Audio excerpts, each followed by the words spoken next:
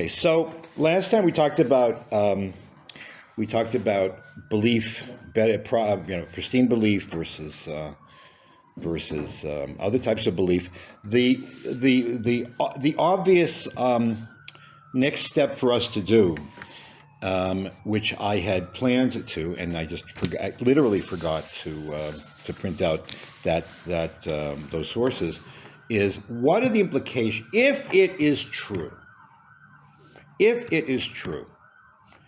that there is a constructive place for secular or for Torah in the broad sense, as Rav Soloveitchik used to say, for a Jew to live a believing religious life.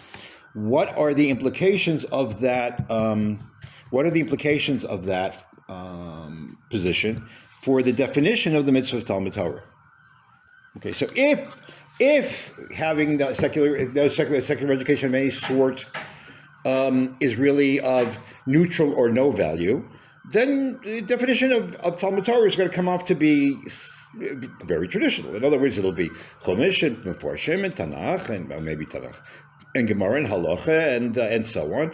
People who are going to make a living, they'll get a trade, and that's where it begins and that's where it ends. But even if you end up getting an advanced profession, it does not have those studies will not have an inherent religious value to them, with the possible exception of things like that we saw that Chazal themselves, highlighted, like astronomy, things like that.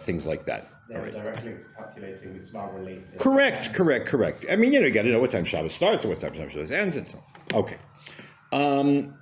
If, however, having a reinforced, demonstrated type of faith, as Rav Saadia seems to say, even as Rav Yehuda Levi says, and as the Rambam says, then that raises the possibility that some, if not all, secular studies may very well have a kiyum in Talmud Torah, which is a very strange thing to talk about. And I'm sorry I didn't bring those sources this week. So I thought I did, but I didn't.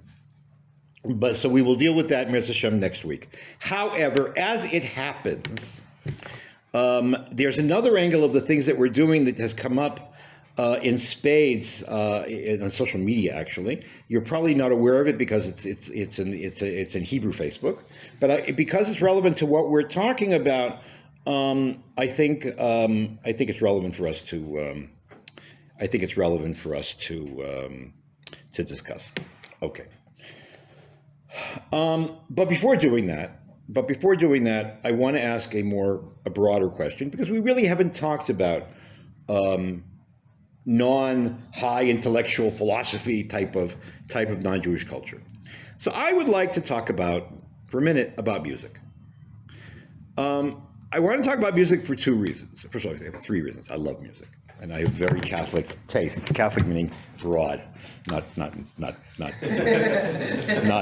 they, not what that. I mean, no, yes, okay. I mean, it's like a Monty Python, don't say, oh, man, boom.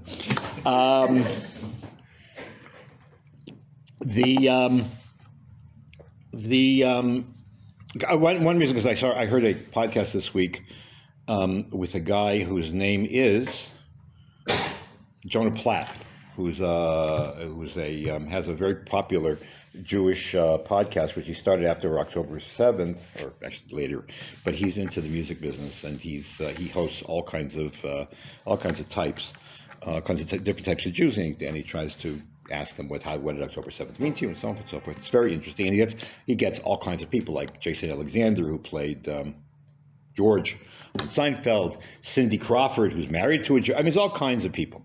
So this Jonah Platt was interviewed with I don't know if it's a friend of mine, an acquaintance of mine, Chaviv Rehtegur, who writes for the Times of Israel, and so they were talking a lot about the fact that there's a lot of Jewish music being created in America at the present time, and that got me to thinking that it's time to take a break from the high culture and look at more popular things where the outside world does interact with us.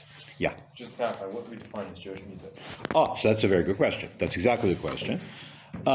There was a famous Jewish musicologist whose name was Velvel Pasternak. Zichron Livracha. Velva Pasternak really taught Jewish music in the United States in schools in the United States for many years. He documented Jewish music. He preserved Jewish music. Many of the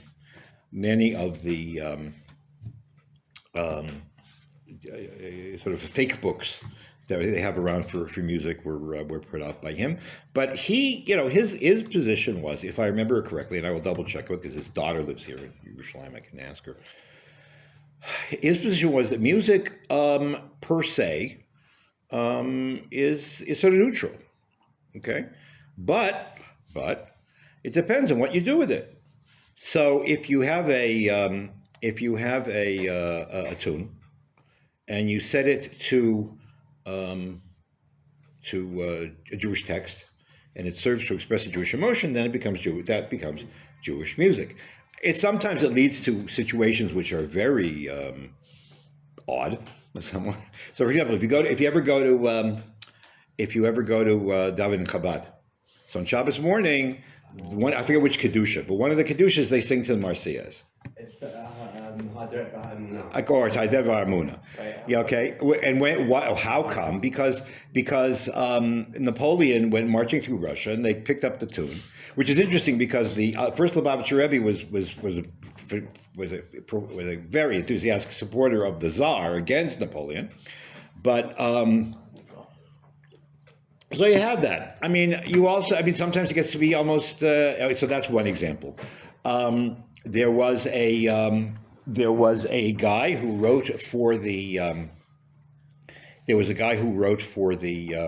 Synagogue in the early 12th century, whose name was Ovadiah. Did I mention him? Ovadiah Ovadiah the convert, and he was born in southern Italy in a place called Oppido. And he was a priest or a deacon, I think, and he converted to Judaism, ran away to the Muslim world because they didn't care. See, it's like this: in the Christian world, if you're a Christian and you convert to Judaism, then you're liable to the death sentence, the death penalty. However, in the Muslim world, if you're a Christian becoming Jewish or a Jew becoming Christian, they don't care. I mean, what's the matter? It's a matter of we want you to become Muslim, right? Exactly. They don't care if you have nothing to Judaism. It does nothing to them. As far as the Jews and the Christians are concerned, it makes a big difference. But as far as as far as they're concerned, it's either Christian or nothing, or it's either Muslim or nothing.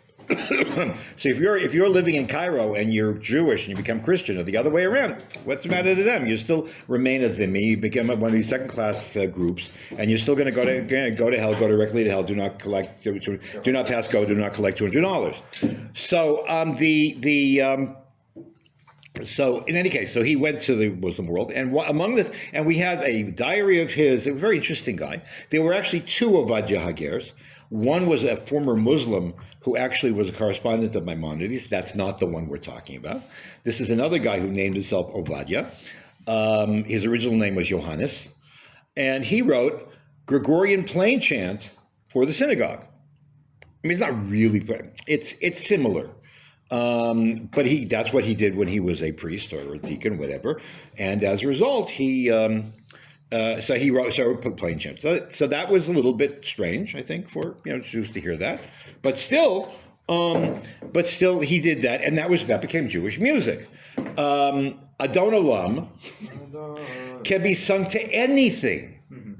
It can be sung to anything. It's really incredible, okay? And is sung to anything. It is sung to anything. I mean, it's not like we sing, Lecha Dodi to Leonard Cohen's Hallelujah. Leonard Cohen was a learned Jew, and okay, fine.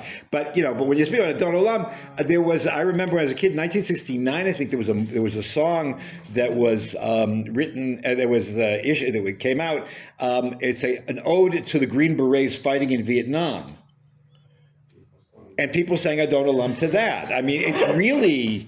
By the way, also Shira Malos.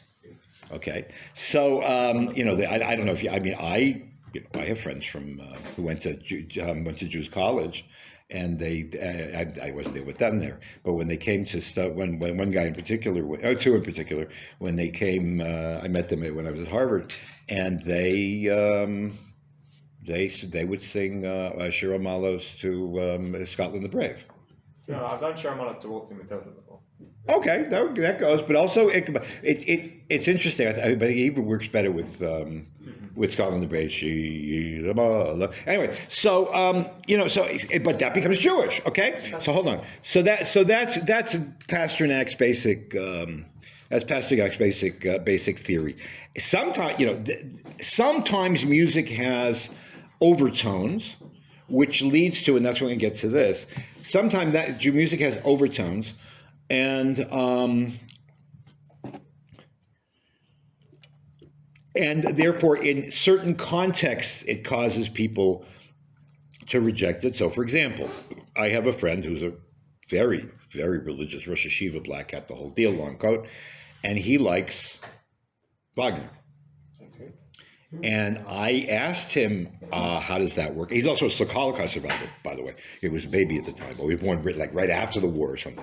So I asked him, how does that work? So he said, looks at me sort of like, yeah, well, he's a Litvak, so he's sort of like very cynical. He says, music is not makabel tuma. Okay, but plenty of people, have a really reaction to that.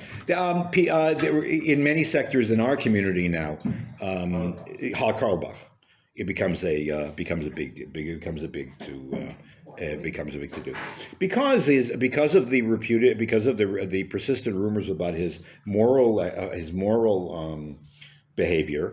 Many women are triggered who came in contact with him are triggered by his music, and those even who aren't triggered or who know about it, they find it disconcerting to sing his music in a sacred context. So but those are subsections of the broader thing where Jewish music is largely is it largely derivative? No, I mean all music is derivative. Okay, I mean all music is derivative, and they're all Jewish composers, and the Hasidic nigunim and all kinds of piyutim and from the Maghreb and stuff like that. They're a mixture of initiative and continuity. You want to go to I don't know who made the first made the first songs. We don't know. Yeah. Where do we draw the line between like a Zemer and like a modern day song? That's a good question. Oh, well, usually I assume the words. What do you mean? Like just if it's based off like literally or something? I mean, right. I mean, if it's a sacred text being used for a sacred context, whether it's in shul or outside, like a Yishai Ribo type of thing. Mm-hmm. Then that's one thing. If you're talking about a song, just because a song is in Hebrew doesn't make it sacred. Yeah. Believe me. Right. But the thing is, music is one of those areas. Music is one of those areas where there's profound interaction, profound exchange, and sometimes both intense opposition or sort of passivity where you sort of absorb things. So it's one of these things which I think is worth looking at in the terms of the way that influence works, or that the broad, outside cultures can influence us on the inside, sometimes without us even knowing. Yeah. Does the debate not somewhat go back to the debate over Arabic meter and whether we? Yeah, absolutely. The question of the reason one. Okay, so using writing Kurei Kodesh according to the meters of the Arabs became a matter of discussion, because it's what the Arabs do, and Arab poetry could be lascivious, of course. There's medieval Hebrew poetry which is also lascivious, not as lascivious as the Arabic poetry, but still. At the same time, the I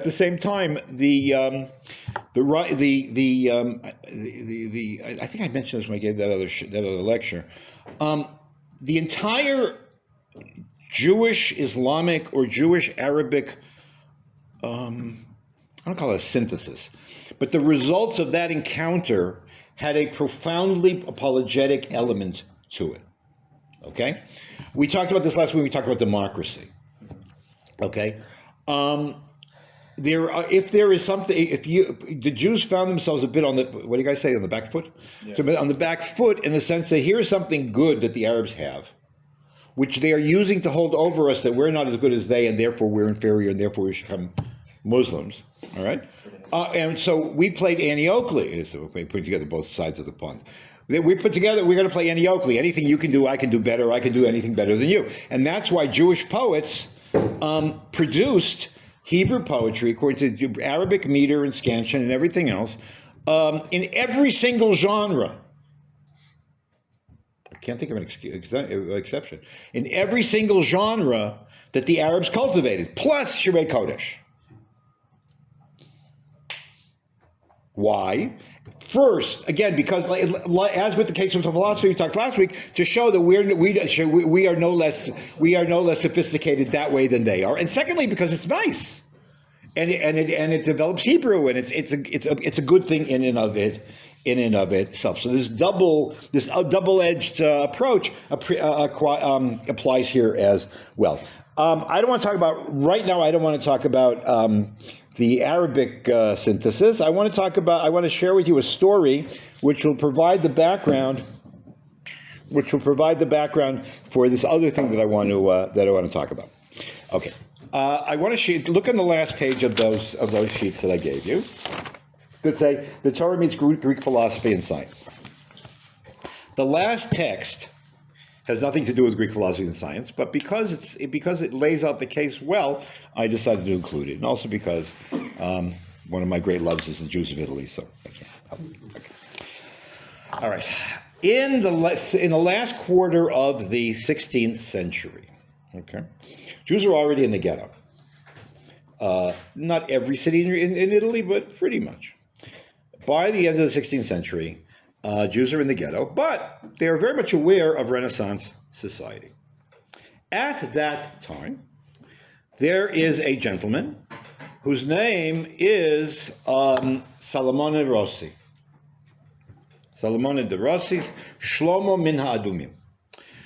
According to Italian Jewish folklore, there were 4 aristocratic families that were brought by Titus from Yerushalayim to Rome, and they became the founders of the Roman Jewish community. Now, these families do exist. Whether the Mises or Mises, another story. There were the De Rossi family, the Min Ha'adumim. There was the Del Vecchio family, Min Havatikim. There was the De Pomis family, Min Hatapuchim. And also the Min Ha'anavim with a Vav, not a Vet. I mean, they drink a lot of wine, but it's a Vav and not a Vet. And otherwise known as the Delimansi family. Okay, each one had tremendous scholars and communal leaders and all kinds of things. Okay, so this Salomone Rossi was a gifted composer, and was a gifted composer and also conductor of choral music. Okay,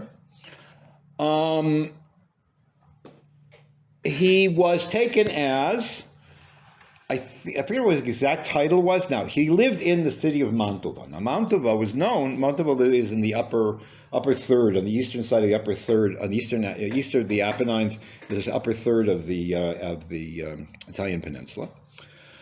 Mantova was a city which had a very, very thriving Jewish community. It had it was ruled by a relatively tolerant duke. And the Jews were very, and it was what it considered to be one of the, I don't know, sparkling is the word, one of the most dazzling Renaissance courts.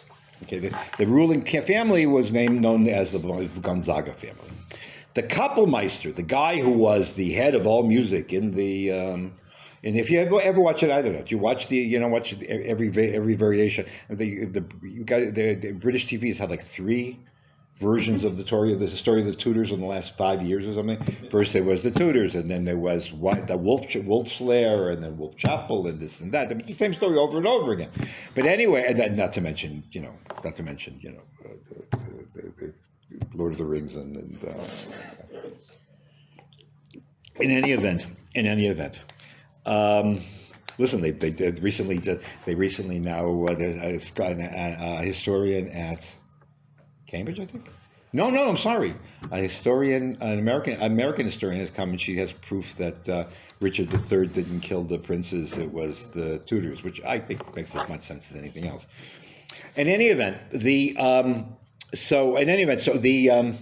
if you watch any of those shows, whenever they have a court scene, there's always this music in the background and whatever. This is the kind of music that was composed and actually came to a large degree from Mantova and from late Renaissance, early Baroque Italy. The Kapellmeister, the head of music in Mantova, was a guy named Monteverdi, might be a name you recognize, but his number two man was Solomon Rossi. Okay, so Solomon Rossi was a very gifted composer. I don't remember what instrument he played. Something tells me viola da gamba, but like I said, I don't remember. What? What was that? Viola da gamba. That was the earlier version of a violin. Viola is a viola, and the gamba in Italian is your leg. So it's like halfway between a cello and it's like halfway between a cello and a viola and a violin / viola. Okay. In any case, and he actually did do amazing things. I want to play. So there's a reason why I'm going to do this. I want to play two pieces by him, just so you should get a sense of what we're talking about. Because again, believe it or not, it's going to lead into a discussion of women's minyanim, but we'll have to get to that, I think. Are you even Okay. going to speak now? What? Yeah, I'm going to put on the speaker. When? Right now. Solomon Rossi. I'm going to assume, here it is. Okay, put this up. All right.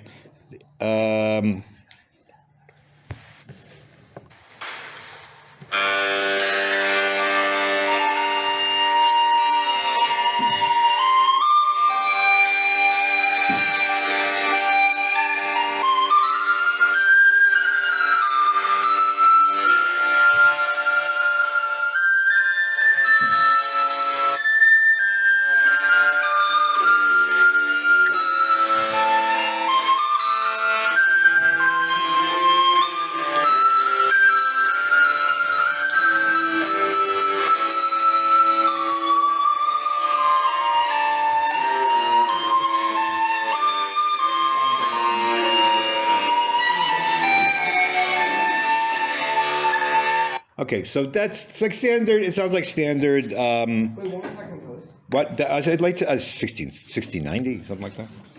Okay, hold on. Now I'm going to show you. Listen, have you play? I'm going to play for you one more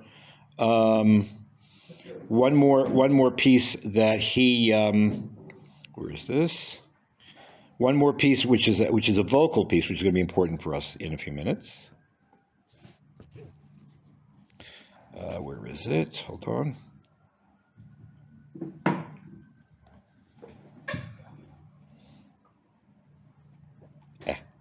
Hold on.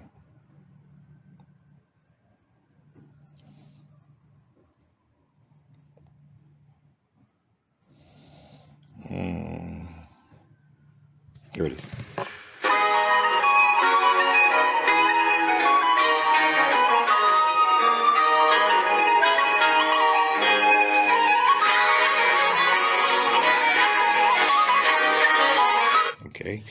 Okay, I was actually looking for some vocal. Hold on. I always have one that's always available. Here we are. No. Here he is. This is it.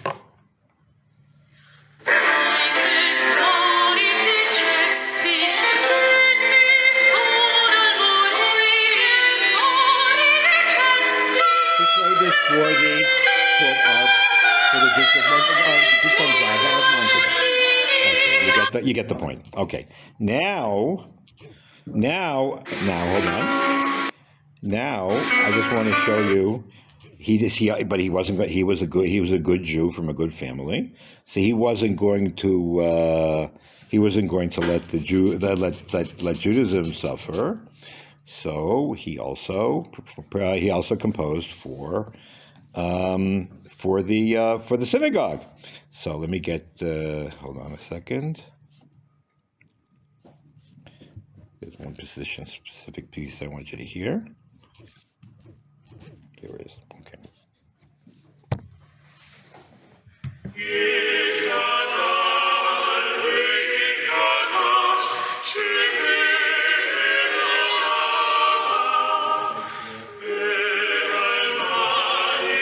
was recited in this main shul in Montana.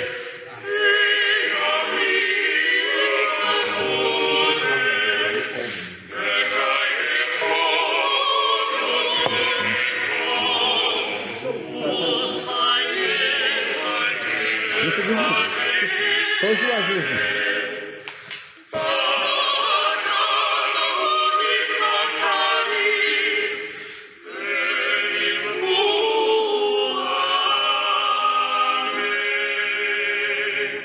Okay. Now, let's, That's cool. okay? So, and he's got a lot of it. There's Marseillaise of Baroque, who is Adon Olam. I mean, of course, this is Adon Olam. Anyways, okay. So so if you're asking, there were women in the voices in the choir. They were not in shul. They would have young boys trained, where there was actually a turnover, obviously. Okay.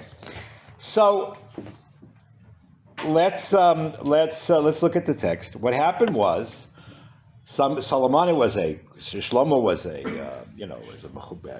distinguished member of the community, and he convinced the community in Mantova that let's get it going. Let's beautify the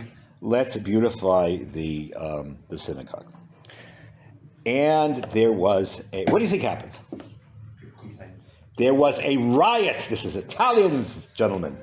We are not talking about, oh, that's very good. No, there was a riot. Okay, I mean, talk about hot-blooded. In fact, my other researchers, there's a story about, just typical. The Italian custom, I don't know where, I think in Bologna, but it might be in Rome, was that there was no Chatan Breshit on Simchat Torah. They would finish the Torah, and the big aliyah, the big honor that everybody would get, would be the first aliyah on Shabbat Breshit. Okay, so far so good. What's the problem? Who gets first aliyah? Right. So what would they do? So they would say, Mr. Kohen, or whatever, Mr. Messrs. Kohen, could you please just go out of the, or sacerdoti, which is the name, how you say Kohen in Italian. Mr. Sacerdoti, or Messrs. Signori, Mace Sacerdoti, le preghiamo di uscire per la prima aliyah. Please leave for the first aliyah. And generally that was fine. And then they would find the guy who they were going to give Chassan Breshis. Happened on one occasion, there was a Kohen who had a very positive self-image. And when they asked him, please leave, he said, nothing doing. I'm a Kohen, I want my first aliyah, but we want to give it to Mr. Benevento over here. And, no, nothing doing, it's my, and whatever. He wouldn't move. And people start yelling and they start screaming. They ended up calling the cops. There was a riot in this shul, and they ended up calling the cops. The cops in those days were the forces of the Podesta, who was in charge of justice, and whatever happened. So there was a shiloh about whether minig trumps law. All right, that's not the issue. So there was a riot in the shul. So after that, the next day, Shlomo writes a letter to his friend, whose name was a Rav in Venice. His name was Aryeh Modena. Leo Modena, or Yehuda Aryeh Modena. It wasn't Da Modena, because he was from... he wasn't born in Venice. He lived in Venice. He was the Rav of he was the Darshan of the Ashkenazi Shul in Venice. I forget already where he was born. Maybe Bologna. In any event, but his family was from Modena. So he writes there, but he was a posek. He was a guy, he was something of an unusual guy. He was very much into the Renaissance into Italian culture generally, and he was an interesting person. In any event, but he was still considered to be a qualified dayan. And he said, write me a child, who's right? Can we have this kind of music in shul or not? What were they screaming? Among the things they were screaming, it's goyish, this is what the goyim do, this is what you do. You're bringing your goyish life into the synagogue. I'm assuming a bunch of Ashkenazim, but I have no way of knowing. All right, she'ela. Yesh itanu yodea. We have among us people or a person, adma b'chokhmat hashir. We have people in our community, or a person in our community, who knows music. Rotzeh lomar hamuzika. Shisha o shmona b'nei dat mibnei kahalenu. 6 or 8 intelligent members of our community. Asher b'chagim u'v'moadim. That's not on Shabbos, but on holidays. Yis'u kolam v'yaronu. They would raise their voices and sing b'veit knesset. And what were they singing? Shir u'shvacha halel v'zimra. Okay? Shir u'shvacha halel v'zimra. What were they singing? Notice. Ein kelokenu aleinu l'shabeach yigdal v'adon olam. In other words, they weren't. When do we say all these things? Then Kelokenu, Aleinu, L'Shabech, Yigdal, and Adon Olam. At the end. This wasn't part of. This is not. This is not singing the Marseillaise to the Kedusha. This is or Aderes Mamuna. By the way, Aderes Mamuna is it's no joke. Of all of the piyutim that came out of the world of the early mystics from the time of Chazal and immediately afterwards, Hadar B'Amuna is one of the holiest. That's what you say. That's when you look at the run on where it first appears on Yom Kippur. That they're, like Yom Kippur in the morning, all it is piyutim, right? It's a very glorious praise of one long praise of God. It's got literally almost nothing to do with until you get to the confessions at the end. It's all one big glorious praise of God. It's the last one, almost last one you say before Kedusha. In Kedusha, we become angels and we recite when the angels join us in singing Kadosh, and Hadar B'Amuna brings you to the heights so that you can say Kedusha properly. Okay, so the Marseillaise there's a little bit. It's a statement, but in any event, he says no. He waits till the end of the davening. Aleinu, when people are putting the after talis already, Yigdal and Adon Olam, fine. And Kelokenu, v'chayotze l'chvod Hashem. And they do it all in the image. What's the text? The text all come from the Siddur, right? The texts are texts from the Siddur. Okay, it's not even a parody or a takeoff on some non-Jewish song. Okay, and how do they sing it? They do it l'chvod Hashem, so their intent is fine. B'seder v'yachas erech hakolot b'chokma. What does that mean? It means that they have a bass and they have a baritone and they have whatever it is. What's bass, baritone? Soprano, tenor. Yeah, soprano, tenor. And everybody is in. What do you mean? What does it mean? Be'erech hakolot, that they're integrated the way that you have. When different parts in the same thing, in the same work. All right, fine. So that's what we do. Vayakam adam legarsham. The guy got up to throw them out, to drive them out. B'siach siftotav oneh. He starts yelling, okay? V'omer ki lo nachon la'asot kein. It's not right to do that. What was his argument? Ki im lasus asur. It's forbidden to be happy. V'mizmor asur. And songs are happy, musics are happy. V'hilulim b'asher hema kechokhmat zemer hamor. All of that is asur. Why? Now, the Gemara in Gittin does say in Daf Dayan Amud Beis that after the Churban Beis Hamikdash, Chazal banned Happiness? music. No, they banned music. I told you that's why I think it's Ashkenazi. They banned music. There's an Isser Zemer, that's true, and it's based on the pasuk of Al Tasmach Yisrael Al Gil Ba'amim. Overwhelmingly, now this comes up a lot. What do you mean? It's very, almost never taken to mean you can't sing in shul. You can't daven with a tune. Even Ashkenazim have nusach hatfila.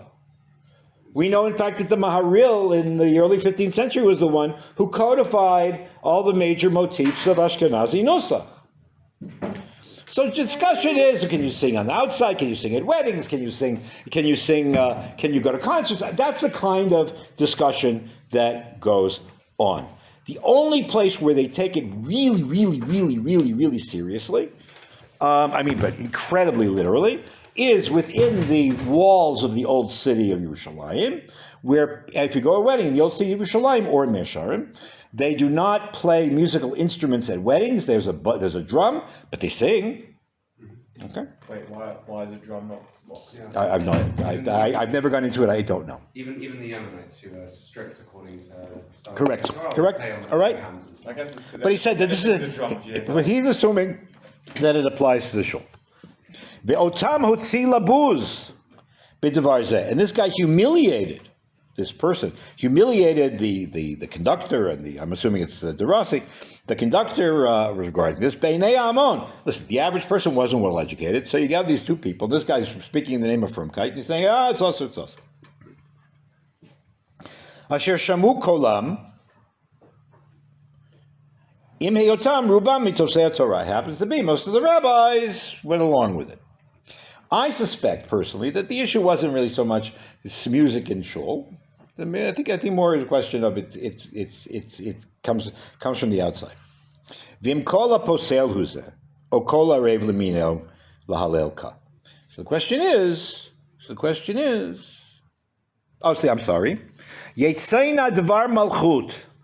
So therefore, the questioner says, let edict. This is obviously referring to Megillat Esther. Yetzayna devar malchut mifnei hamorim b'Torah b'halacha. Im yesh yisur b'davar. I need to know. I'm asking all the rabbis around if it's usher, if it's puzzle, or if it's a nice thing to do to be able to pray to God. So Modena responds as follows. Ha milta ita bikper kama de Gittin. This matter appears in the first chapter in Gittin, as I told you. The Garcina Hasa. And this is what we find the Gemara says. Shalchu leilamar ukva. They asked Mar Ukva in Bavel, Zimra, Mali da Osir. Okay? Is it permitted or not? We don't know what Zimra means, but okay. Music. Da Osir, Sirteit Bekatav Lahu. He wrote down a letter and said, Al Tismach Yisrael Al Gil Ba'amim. Okay? So the Gemara asks, he could have answered from a different pasuk, because part of the culture of, I understand that's the culture of the pubs as well. You sing at a pub, right? Do people sing in pubs still? Used to be. Okay. Used to be. Okay. But well, that's because that's what smartphones will do. But it used to be that's what they used to do. I've seen enough movies. In any event. That's why I'm tapping at the bottom there. This is different. Okay, that's true. All right, but you see, in the Middle Ages, they always used to sing the Bible. Yeah. So, yeah. There was no entertainment otherwise. Okay, all right. So we could brought this other pasuk. Says the Gemara, if from that pasuk from Mishila Yishtu Yayin, Avamin, if that was the case, I would have thought that the only thing that's also is Zimmer Damana, they're playing instruments, about the Puma, but singing with your mouth, world singing, vocal singing is fine, Kamash Malan, it's all also.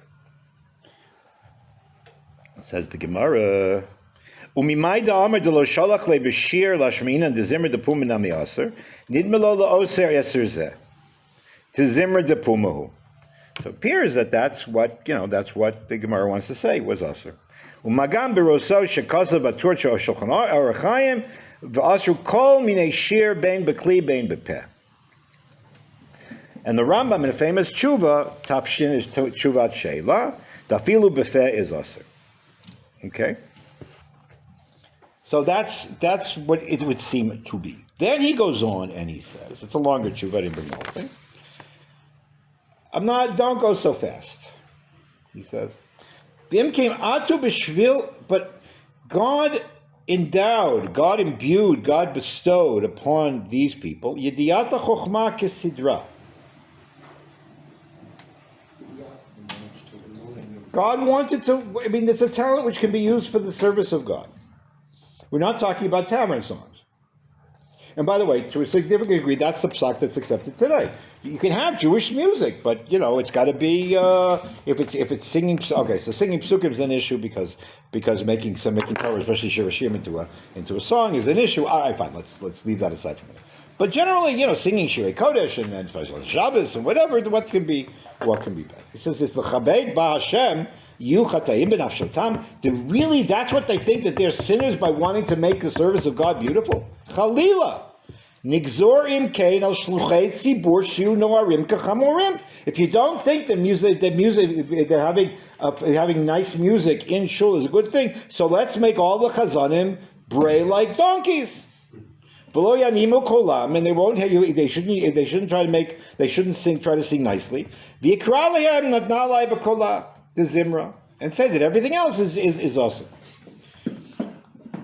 He says that really can't be. So he says, I'll skip a little bit. Not only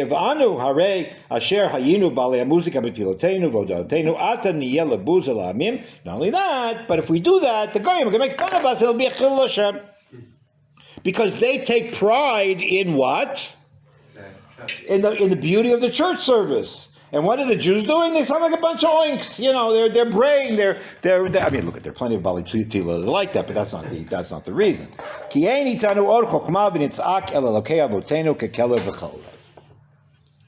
So notice, by the way, explicitly what we've been talking about.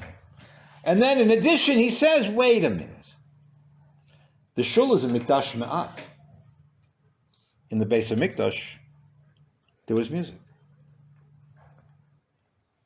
So I'm just machzira tara liyoshna. There's a Jewish tradition of music which we're restoring. We're not taking from the goyim. We're restoring something we once had. That's his. So that's his. The gist of Modana's presentation. It was such an effective. Presentation that when what's his name? When De Rossi published all of his synagogal music in a book collection called Shir Hashirim Asher L'Shlomo, this tshuva by Yehuda Modena was the introduction. It's right smack right in the middle, right in the first page, a few pages of the book. Okay, so let's. So this is a very good example of the kind of tensions that come up.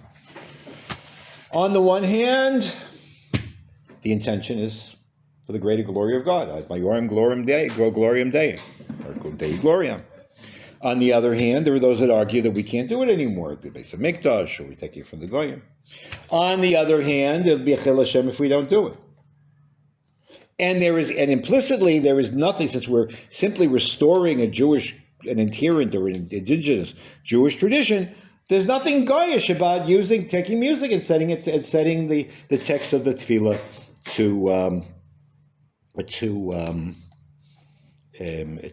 music, especially since it's at the end of the davening. The people going Kiddush are already speaking Scotch. I mean, what's they're not staying in the shul. All right. This speaks to also. Okay, so this dynamic we're going to come against a lot of times. But you can imagine how all the stuff we talked about before fits nicely into a lot of these criteria, these issues or points that are raised by Modena. Now, it also speaks more broadly to the question of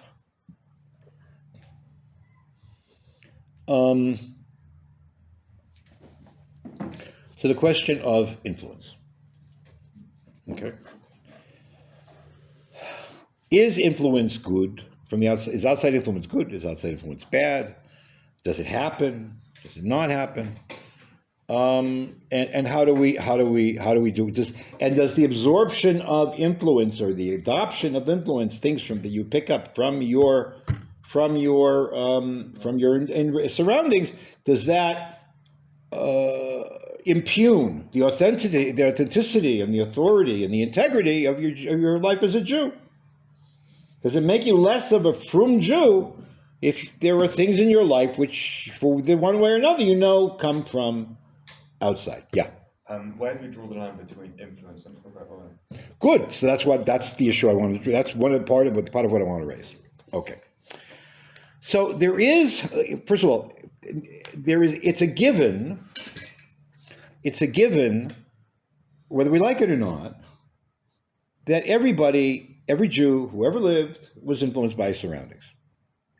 Now, there are broad swaths of things where that's like irrelevant. I mean, it just happens. So, for example, Jews dress like everybody else. And you know why? Because the climate changes. All right? I'll give you the climate changes. You got to adapt your the way that you dress. So, for example, in the time of Chazal, people wore these, robes with, like a jalabia or an abaya with a belt. We actually knew what they were. What? We actually knew what they were. We have pictures. We have images and manuscripts and wall paintings, and yeah. I don't see anyone rocking an absolutely massive shtreimel on the peak of summer. No. Okay. Well, let's leave that away for a minute. But I'll get to that in a sec. Yeah, sure. I'll tell you, sir, what the shtreimels are in a minute. I'm not going to get to the women's minyan thing.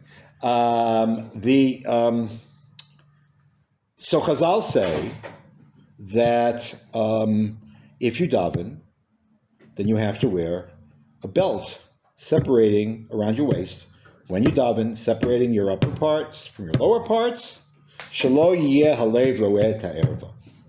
Now, what kind of undergarments people wore? Sometimes they did, sometimes they didn't. Oh, because togas were. Oh, you're right. There is no separation. So at least when you're davening,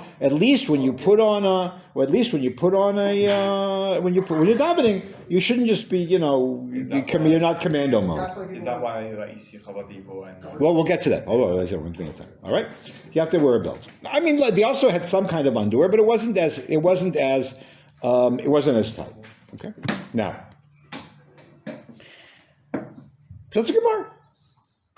Rashi, in the 11th century, was asked by a member of the community, do I need to wear, it says I should wear a chagorah. Do I have to make sure to wear a chagorah? Do I have to wear a belt when I daven? So Rashi says, no. Why? It's very simple. The whole point was, the takana was, shelo yeh alev roeh ta'erva, that the heart shouldn't see, they should separate the upper and lower parts of your body. We all wear pants. And the pants gather, and that serves the same purpose. So there is no obligation to wear a belt. That obligation, it's to wear an extra belt because the requirements of the takana are filled by the fact everywhere. But that's influence. They no longer dress like they did in Eretz Yisrael. They dress like everybody else and wore pants, black pants or leggings or something. Whatever it was, that served the same purpose. Why do Hasidim wear a gartel? Because as part of the sort of like creation of creation of a certain type of prayer experience, and also to create a uniform it really was part of making a uniform for Hasidim. So they created this new thing, a gartel, which is not necessary al pidin, but it creates. You have a special beged for tefillah. It's nice, whatever. Right? Okay. In any event, so there's influence right there. Your influence, the way you dress, it has direct implications for halacha. How many times did people in time of Chazal eat? How many times a day? Twice. They would have something like, before they went to work, their first meal was at 10, the last meal was in the evening, or 4. That's it. That's why Shalosh Shudas is a thing. It's an extra meal. It's something special. Okay?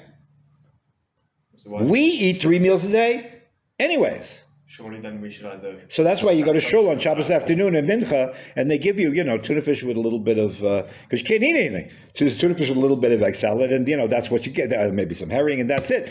But in a world where you only eat 2 meals, third meal is a thing. Okay? Again, that's influence. And the same thing is true with the way we wear shirts. By the way, same thing with regard to tzitzis. Okay? When people used to wear big cloaks, they would put tzitzis on the cloaks, and that was it. You walked around all day long with a big cloak, and you put on your tzitzis. Once people stopped wearing cloaks, started wearing jackets or shirts, There's no reason to put. There's nothing to put tzitzis on. Yes, they had talesim for shul apparently, but something to wear all the time. But the point of tzitzis is to be reminded all the time. But the circumstances of high couture were obviated the need for tzitzis. So in the Middle Ages, Ashkenazim, not just Ashkenazim, I think it was first Ashkenazim and Sephardim, invented the talit katan. It invented a talit katan because here's a beged, an extra beged, which you invent in order to be able to fulfill the mitzvah, which has been sort of made irrelevant by virtue of the fact that you're influenced and you're just like everybody else. By the way, that's one of the reasons why. It's a very interesting halacha. What bracha do you make on talis katan? Al mitzvah tzitzit. What happens if you put on a talis? If you're also minig, put on a talis. You say litatef and you pater the al mitzvah tzitzit. Why? Two separate mitzvahs. Because al mitzvah tzitzit was a made-up bracha. It's a made-up bracha. You're not going to put this without. You're not mitatef in the talis katan, but you're not going to do it without a bracha either. So what do? So they come up with this bracha, and if you can possibly get away without putting it on, but not saying it, so you put it. You say mitatef tzitzit. Then with that, you pater the other thing. In any event, so that's one kind of influence. Okay, that's a huge amount of it. There are other things, however, which are more challenging. Okay? Maybe music, maybe food, maybe semi-ritual practices. Some parts of clothing as well. Correct, some types of clothing as well. Correct. That's like Christian flag. Correct, absolutely. So here, I'm going to give you the principle, and we'll talk about this a little further next week. Here, things get a little bit more, a little bit dicier.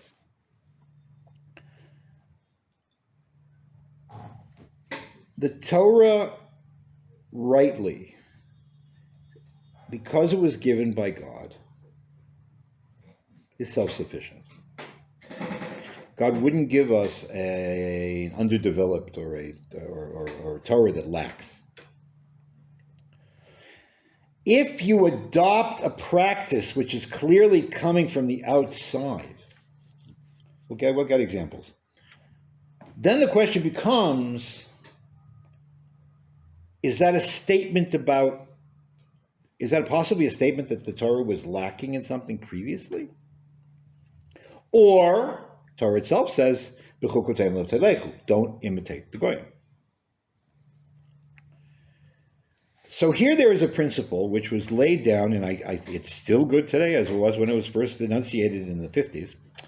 There was a professor at Oxford. His name was Hamilton A.R. Gibb.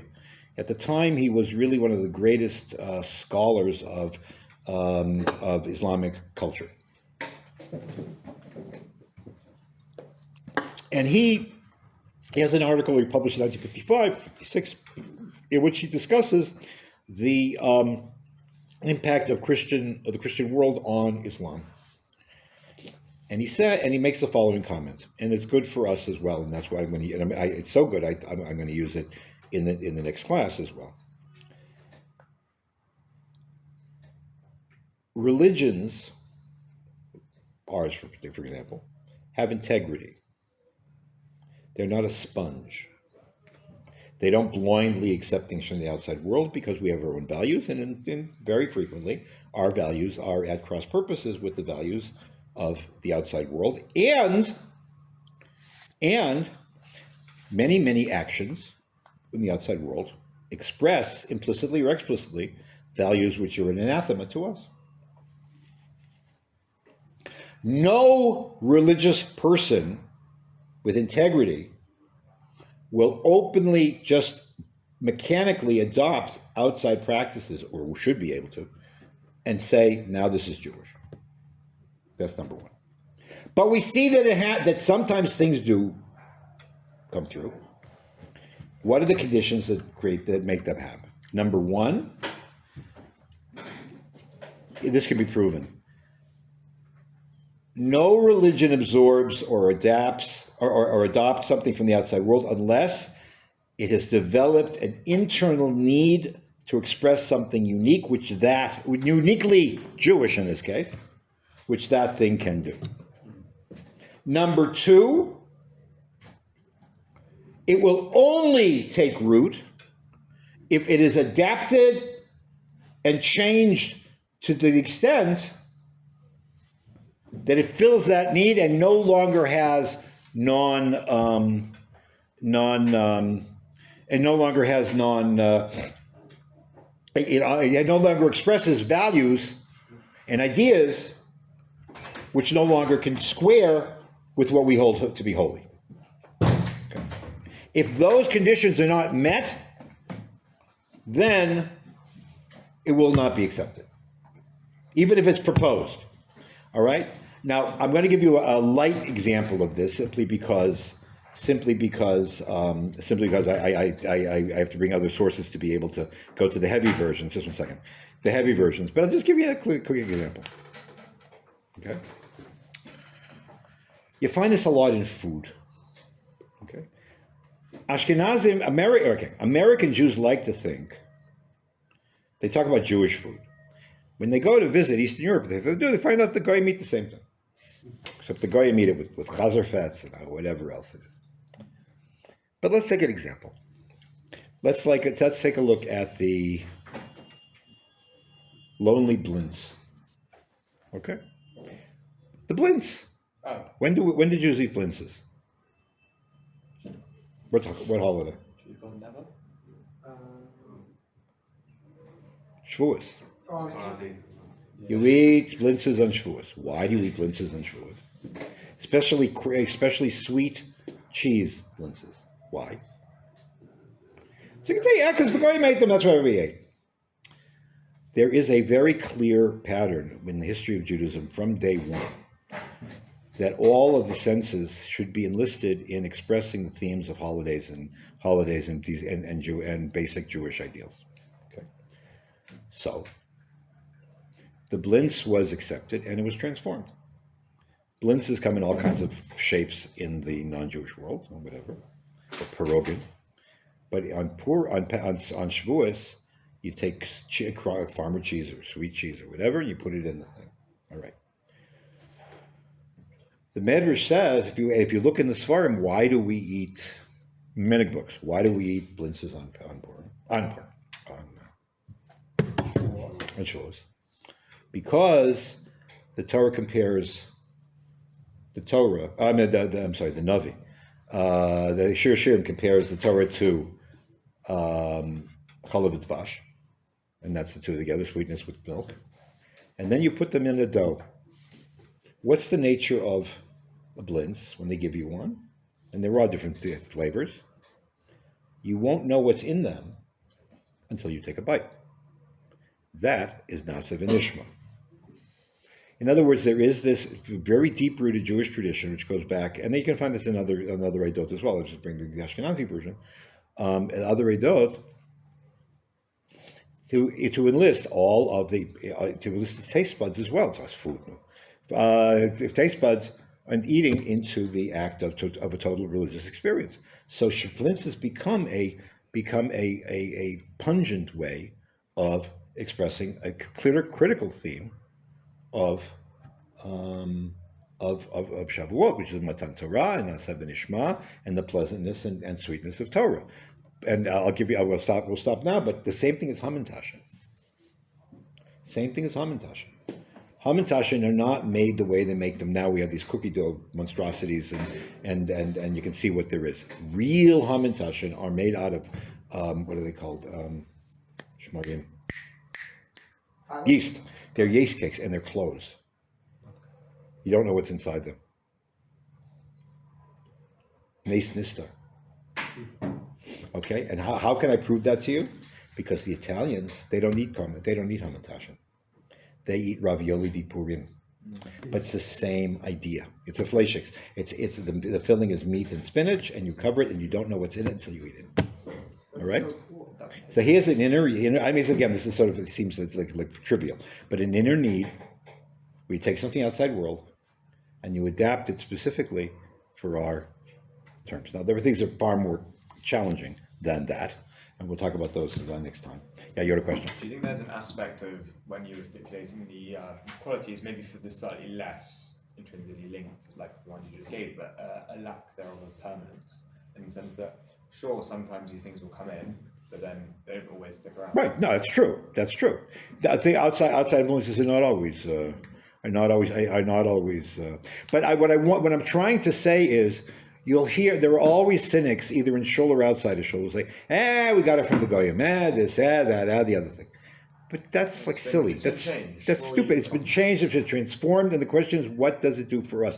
Do we see ourselves as mimicking, as imitating? Is it because we know? It's not like this crazy need to have vegan cheese on my hamburger, which I just don't. I had one and it was awful. I'm not, whatever. Right, exactly. So, but rather the question is a more sophisticated question. Is what do you do with it? All right, we'll talk about this more next time. Thank you so much. My